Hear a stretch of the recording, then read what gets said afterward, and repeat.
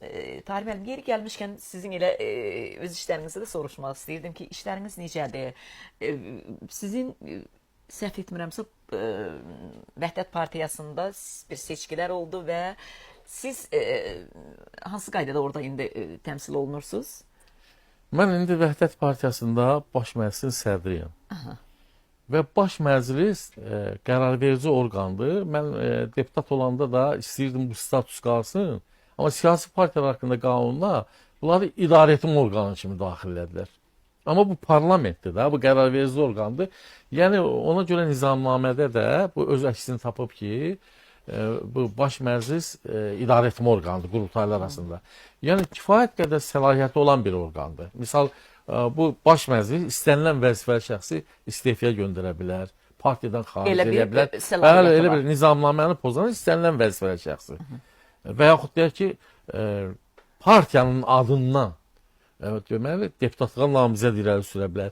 Kimsə gedər bir vəhdətin üzvü özünün müstəqil irəli sürə bilər, amma partiya adından deyil. Və yaxud o deputat olsa da partiyaya vəsait daxil olmayacaq. Amma partiya adından baş məclis irəli sürür. Seçki komissiyalarında baş məclis irəli sürür. Yəni kifayət qədər baş məclis səlahiyyətli orqanıdır ki, onun sədriyəm. İndi partiyanın sədri elə bir partiyanın işi görünmür hələ. İşlər hansı qaydasındadır? Necədir? Yeni sədr yeniliklər gətiribmi? Yoxsa necədir? Hansı istiqamətdə gedir? Sizdə işlər hansı istiqamətdə gedir?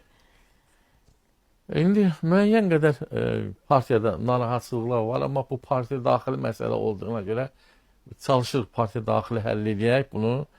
İnşallah həll edə bilməsək bunu ictimailəşdirərik. İndi ümidim var ki, müəyyən məsələlər var ki, narahatçılıq, onu aradan qaldıraq. Ciddi problemlərdir, yoxsa... İndi mən təbii ki, misal xalq hərəkatından gəlmişəm, belədirmi? Mən hakimliyimi atıb xalqa qoşulmuşam və s. Dövlətin altında pisması mənim nizam var, istiqlalsız. Və təbii ki, mən zülm, necə deyərlər, misal biz partiyanı quranda çox ciddi orada alimlərimiz də vardı, siyasi xadimlərimiz də vardı. Misal Cəmil Əhmədli kimi, Qeybullayev kimi, Şəfiq Pəna kimi professorlar. Amma ona baxmayaraq pis çıxmasın. Orada nə qədər bəyanatlar, nizamnamə, proqramlar, hamısı mənim əlimdən gibi, zülümlə. 30-40 əldə, çöllərdə o vaxt radikal müxalifət olmuşuq. Üzümlüklərdə, dağlarda, dərələrdə, Bakı kətlərində, Bakı və kətlərində zülümlə partiya qurmuşuq.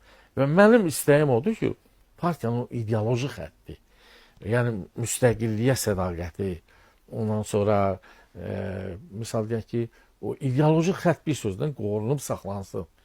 İndi yeni gələnlər ki var, onlar olmayıblar partiyada. Onlar bilmirlər partiyada nə əzablar çəkiblər, necə qurulub, onun ideoloji xətti nədən ibarətdir. Ona görə mən o cür arzulayıram. İnşallah görək nə olur.